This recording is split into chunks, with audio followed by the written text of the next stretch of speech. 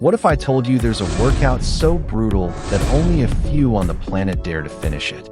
Can you imagine a challenge where every minute is a battle against your own body? A workout that can take you to a level you never thought possible or destroy you before halfway. It's not a myth. It's not a trend. It's real. And the most surprising thing is that some runners do it every single week. The question is, would you dare? Many believe these stories are just a myth, a tale to impress rookie runners. But no, this workout exists, it's real, and it happens in two very different corners of the world. On one side, there's Iten, in Kenya, a tiny village high in the mountains, known as the Factory of Champions. Here, hundreds of runners head out every morning as if their lives depended on it. No luxuries, no fancy watches, just dirt, sweat, and ruthless discipline. And on the other side, Norway, a cold land of mountains and snow, where the Ingebrigtsen brothers have pushed training science to the edge. Their method feels designed in a lab, double sessions, control of every detail, and a capacity for suffering that defies logic. Two worlds completely opposed, yet with the same outcome: athletes who fly across tracks and roads worldwide. All thanks to a workout that very few would even dare to begin. In Iten, at sunrise, runners gather on dirt roads. No music, no excuses, just breath, dust, and footsteps. The plan is simple and cruel: 1 minute fast, 1 minute easy. Again and again, for a full hour. The fast minute is no jog. It's nearly a controlled sprint. The easy minute is no walk. You keep running. You recover just enough to attack again. The terrain rises and falls. The curves break your rhythm. The altitude bites your lungs. Less oxygen. Your heart pounds like a war drum. They run in a pack. A leader calls the change. When he pushes, everyone pushes. If you fall behind, no one waits. That pressure pulls strength you didn't know you had. Each switch teaches you something. To breathe under fire. To hold form when everything burns. To move your arms when your legs refuse. To run faster with less wasted energy. This play of fast and easy builds a massive engine. It gives you stamina to hold high pace for long. It gives you real speed, not just track, but road speed. It builds your mind. You learn to suffer without breaking. No fancy watches, no endless data. You run by feel. You listen to your body. If today you're strong, you hammer at the end. If today you're weak, you hide in the group and survive. The unwritten rule is clear: finish stronger than you started. The last block is the hardest. That's where training ends and racing begins. And it all happens with the bare minimum. Plain shirts, worn shoes, dusty roads. But the result is maximum. Fast legs, deep lungs, a steel mind. They say this workout forges champions. Not because it's pretty, but because each minute forces you to choose. Quit or go on. If this already sounds insane, wait. There's a cold place, far from Kenya, where they take it even further. And there, the word impossible changes meaning. In Norway, they don't play to see who suffers more. They play to measure, to adjust, to squeeze every drop of effort without crossing the line. The idea is simple and merciless. 2 hard sessions in one day. 1 in the morning, 1 in the afternoon. In between, eat, hydrate, rest. Like a pro. Morning, long, controlled work. 10 reps of 6 minutes at threshold pace. Short recoveries. Breathe, jump back in. It's not all out.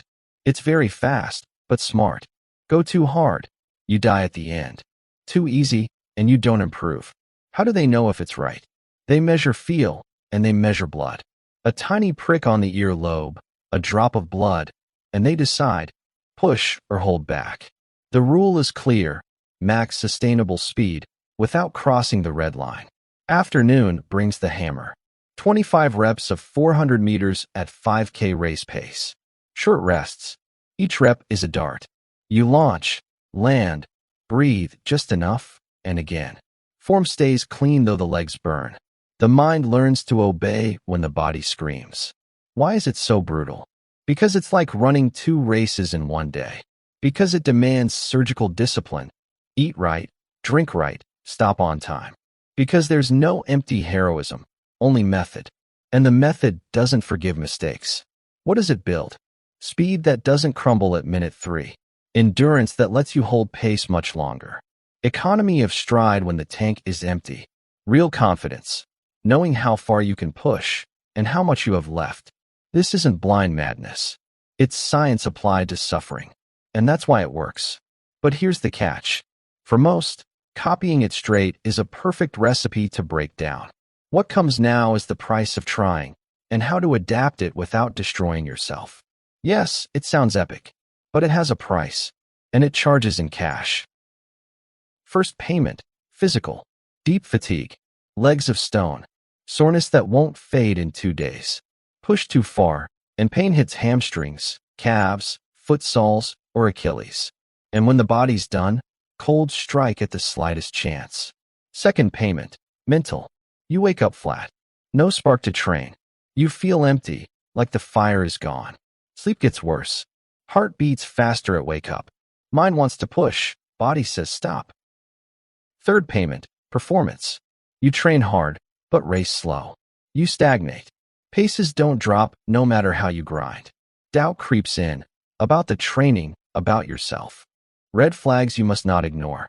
If climbing stairs burns your legs, stop. If 2 nights in a row you sleep poorly, stop. If morning heart rate jumps 5, 6, 7 beats, stop. If motivation disappears, stop. Another clear sign, recovery drags. If after 48 hours you're still wrecked, you went too far. If form collapses in final reps, you went too far.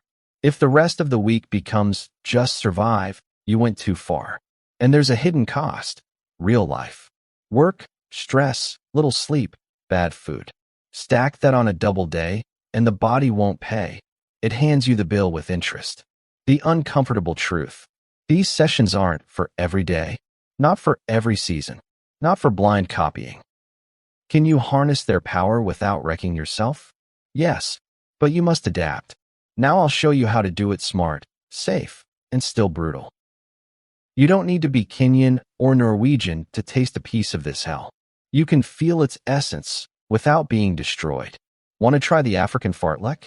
Do it light. 10 times 1 minute fast, 1 minute easy. Don't go crazy. Do it flat, on a path or park. Each fast minute, intense, near sprint. Each easy minute, steady jog. When you finish, you'll feel like you played with fire. Want to try the Norwegian method? Do it like this. Morning, 5 reps of 4 minutes at a demanding but controlled pace. Rest 2 minutes between. Afternoon, 10 reps of 200 meters, a bit faster than your normal pace. Rest 1 minute each. No blood, no lab. Just listen to your body.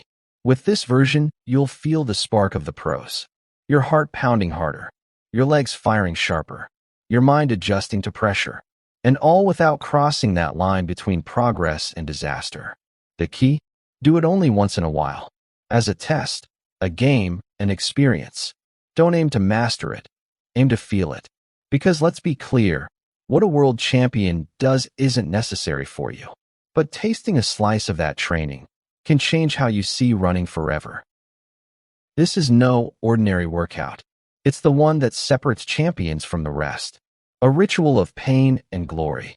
A game where every minute decides if you level up or collapse trying. They do it in Kenya.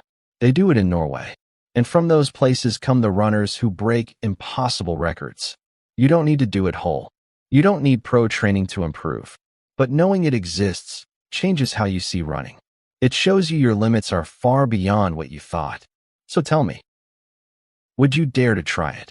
Even just the short version? Write it in the comments if you've still got the strength. And before you go, don't close the video. Here's another secret workout almost nobody knows, but it could change the way you run forever.